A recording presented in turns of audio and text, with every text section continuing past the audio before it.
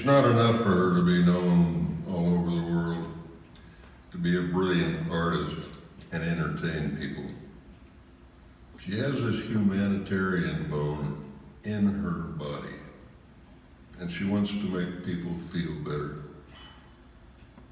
It's one thing to talk about causes, to carry the torch for them. It's another thing to walk the walk. This award could not be more deserved. Stephanie Joanne Angelina Germanata is a wonderful human being.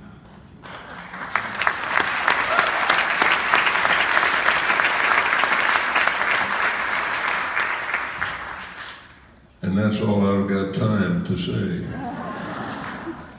It is my extreme pleasure to present the SAG AFTRA Foundation's Artist Inspiration Award to Lady Gaga.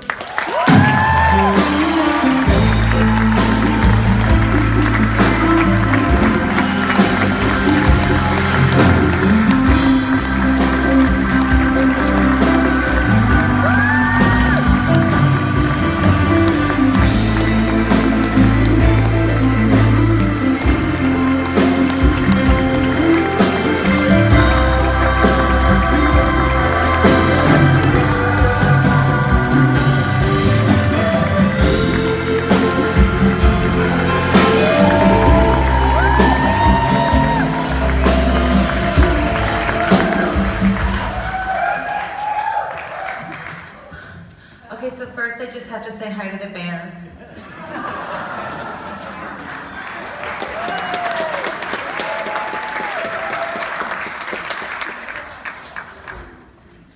I don't know, it's just like ritual or something. I mean, they've been incredible all night, haven't they?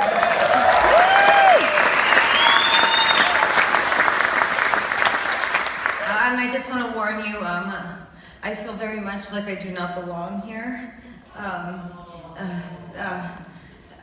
So I spent 3.5 hours writing what I was going to say, and as I've been sitting here all night, I've been going, oh my God, your speech is too long, and everyone's going to get bored, and so if you'd like to settle in or possibly leave, I just wanted to give you the opportunity. I am extremely humbled and grateful to be here, and honored tonight. For the SAG AFTRA Foundation, thank you. Your nonprofit work facilitating assistance programs and free educational panels and classes is beyond admirable. And I hope I can truly be a helping hand this evening and fundraise and support these programs and celebrate your work, because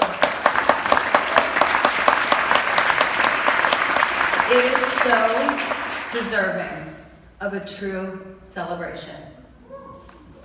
I am privileged to be honored alongside Spike Lee, Jeffrey Katzenberg, Harrison Ford, again, feeling like I don't belong here. You use your platforms and voices to both raise awareness and enforce change and be change, and I feel deeply there is nothing more respectable one with such a platform can do. It is also special to me to be introduced by someone that I love and respect so much, Sam Elliott, my dear friend.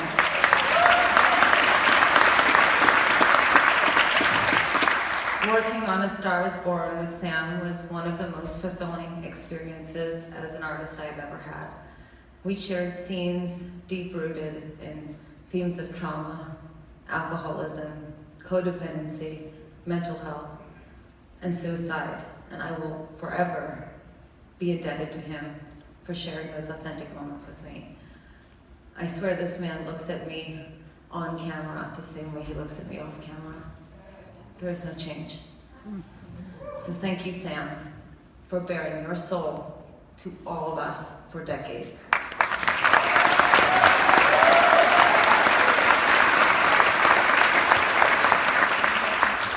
Sam, you are truly a rare human being who possesses in spades the very thing I wish to speak to you all about tonight: kindness. What I see, or what I knew I would see, when I look into this room is not just a group of people who function and exist in a variety of ways. Who I see when I look into this room are a group of leaders. And I want to help you raise a shit ton of fucking money tonight.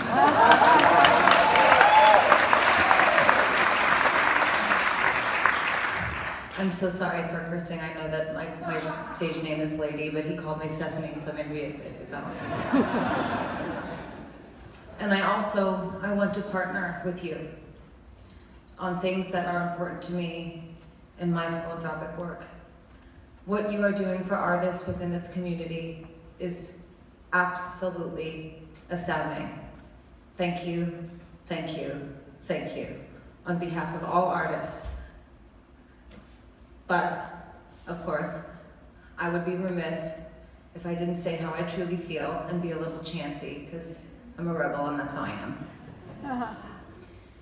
We always can, but really need, right now, to do even more.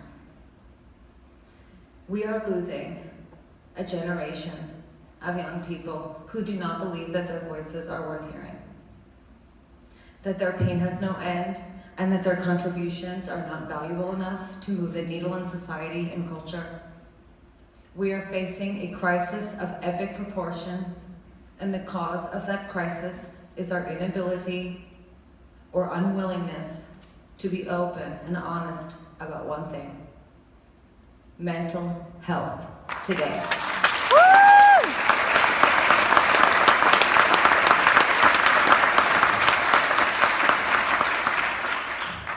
I'm sad to say, but with truth in my heart and knowledge, that we are in the midst of a global mental health crisis. Today, 1 in 4 people experience mental health crisis. I am one of those people. Please look around the room just for a second. Each year, we lose more than 800,000 mothers, fathers, sons, daughters, teachers, sisters, brothers, aunts, uncles, coaches, veterans, doctors, nurses, and artists to suicide. It is the second leading cause of death among young people ages 15 to 29, and it is one that is far too close to home for me for so many reasons. But I haven't given up hope. And I was so happy that Harrison said that, because I was like, okay, maybe my speech might fly a little bit tonight. I hope all the leaders in this room will join me tonight and not give up hope with me.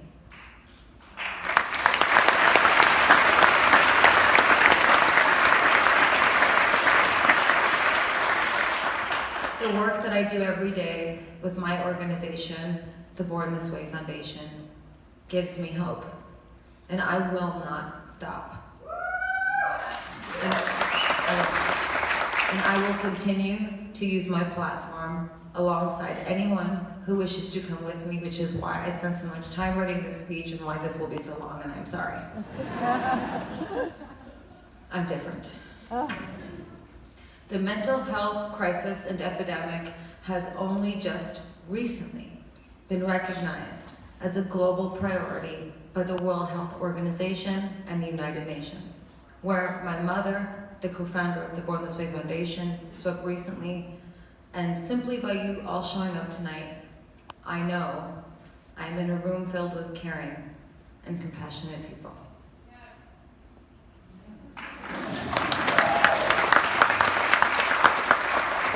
So, if you are open to it, I would like to take this opportunity to use my platform. Thank you for honoring me for using it. And I would like to impart some of the information, suggestions, and data around mental health that the Born This Way Foundation and I have gathered. So what I'm gently trying to say, or firmly rather, is I believe it to be imperative that the SAG AFTRA Foundation expand in its programs and provide for ones specifically devoted to mental health.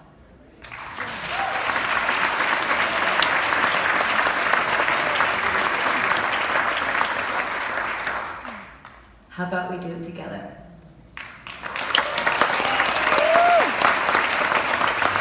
How about we make a SAG AFTRA Foundation Born This Way program? Why not?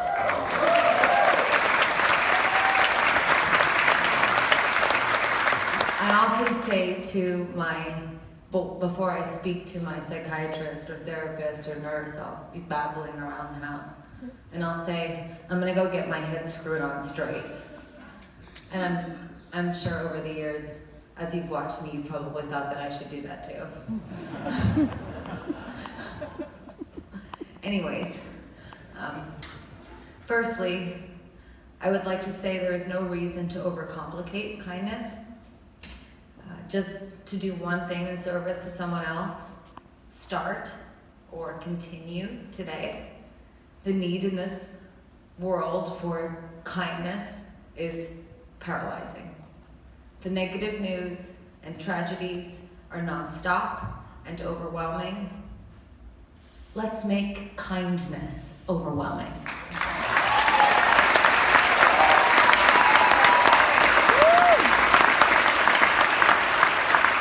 Let's together cultivate within this community a habit of kindness that is an example to the world.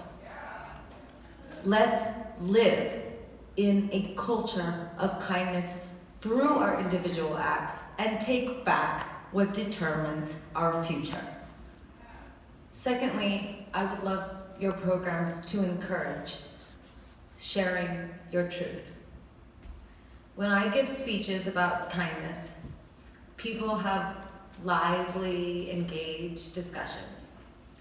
But when I speak about mental health, even or especially when I'm speaking about mine, it is often met with quietness.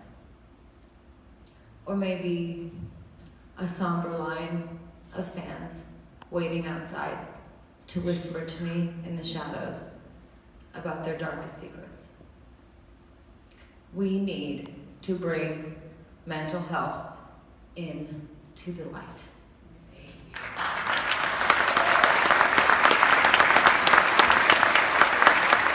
We need to share our stories so that global mental health no longer resides and festers in the darkness.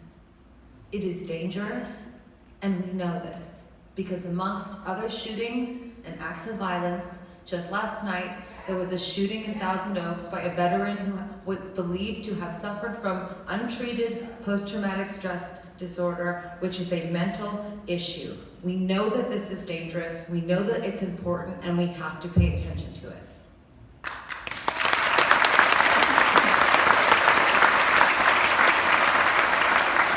We lost 13 people last night, one of them being the killer himself.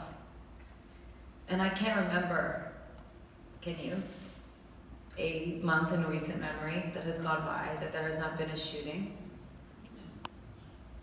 Share your stories. Reach out to someone who may see, reach out to someone, sorry. Reach out to someone that you may see as suffering. Let's develop together a program specifically around mental health. I would love to do that with you.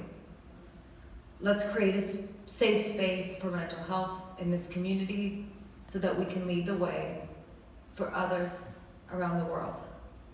This is a powerful room.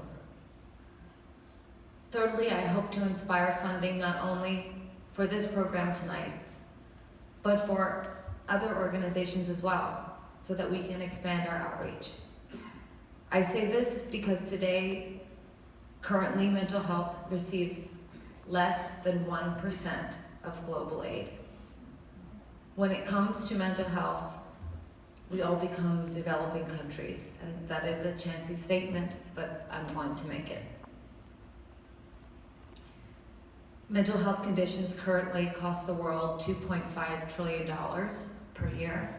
And if we don't curb that, it could balloon into $6 trillion by 2030. Research shows that there is a fourfold return from every dollar invested in treating depression and anxiety. Focusing on mental health in our world is an issue that can be argued for and on every level, financially, socially, educationally, culturally. What I wish for within the SAG AFTRA Foundation and in all systems within not just the entertainment community, but around the world, is for the building of mental health teams.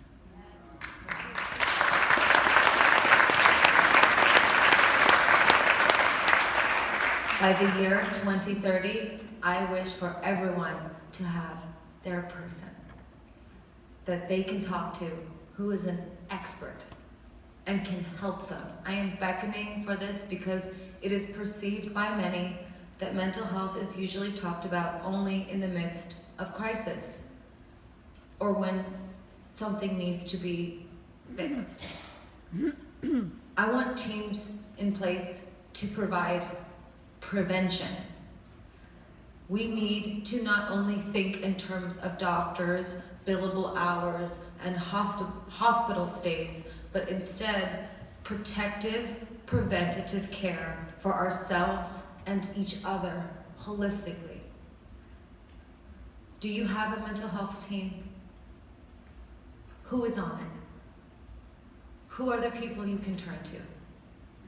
What are the activities that can reduce your stress? For example, a dialectical behavioral therapy class could be set up here within this foundation. It is a program that teaches distress tolerance skills to people with a variety of mental health issues. I've been taking this class for over a year. I want us as leaders and as peers, although I don't feel totally like a peer, I feel like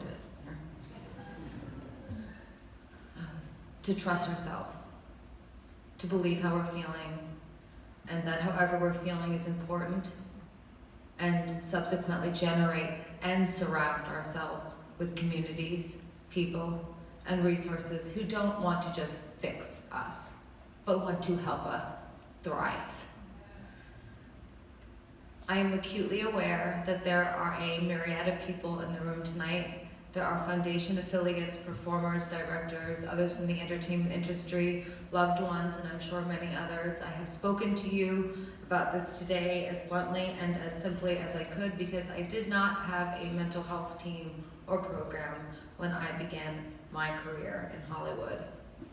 And I only have one now because I had a mental health crisis and because, frankly, I can afford it. And I want artists that can't afford it in this community to have mental health resources.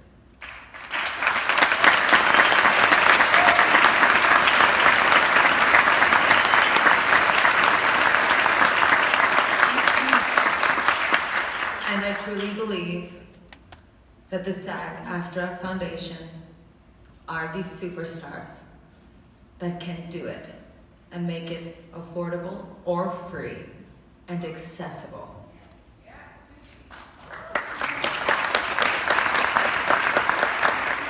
So now I'm gonna put my money where my mouth is, including a donation. And I'm going to shine a light on the importance of sharing your story. I'm going to share some of mine. Having a mental health team has completely changed my life. And conditions that I have that are not curable, I have learned now, are treatable, and I can stop living in fear and begin living with bravery.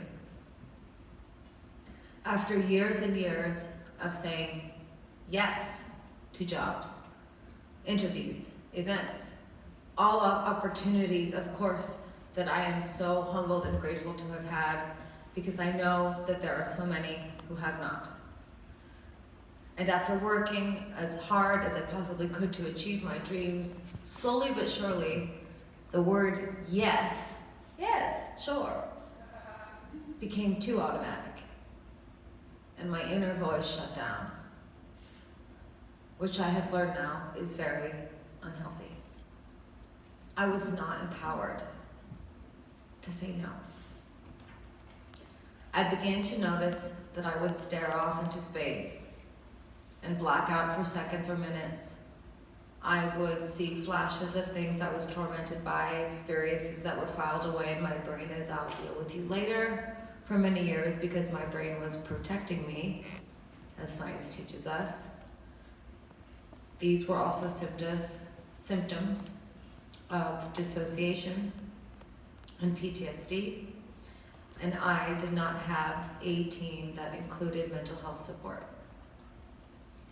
This later morphed into physical chronic pain, fibromyalgia, panic attacks, acute trauma responses, and debilitating mental spirals that have included suicidal ideation and masochistic behavior.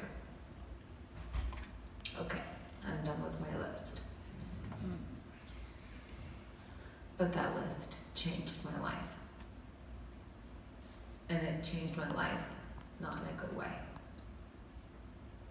I'm telling you this because for me, it was too late. I needed help earlier. I needed mental health care. I needed someone to see not through me or see the star that I'd become, but rather see the darkness inside that I was struggling with.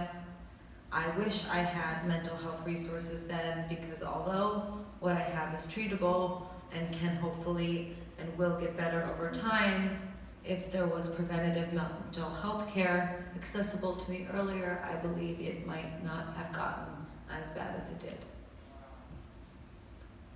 I wish there had been a system in place to protect and guide me. A system in place to empower me to say no to things I felt I had to do. A system in place to empower me to stay away from toxic working environments or working with people that were of seriously questionable character. There were days I struggled or couldn't make it to work. And I don't want that for other artists or for anyone. So what I'm really trying to say is, I wish that I had you when I was 19.